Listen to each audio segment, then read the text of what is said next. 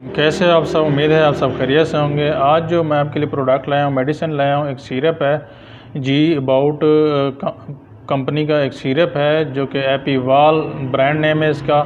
Sodium वालपोरेट इसका formula है। ये अमूमन मिर्गी के इस्तेमाल होती है। ये एक अहम दवा है जो जहनी और असाबी बीमारियों के लिए इलाज के लिए इस्तेमाल होती है। ये आम तौर पर मूड डिसऑर्डर के लिए दी जाती है। अमूमन ये एक मिर्गी की दवा है। ये दवा दिमाग में इलेक्ट्रिक सिग्नल को कंट्रोल करती है, मिर्गी के दौरे और मूड की बेतरतीबी को बेहतर करती है। ये मिर्गी की दौरों को रोकने के लिए इस्तेमाल की जाती है। ये दवाई बच्चों में मिर्गी के कंट्रोल के लिए इस्तेमाल की जाती है।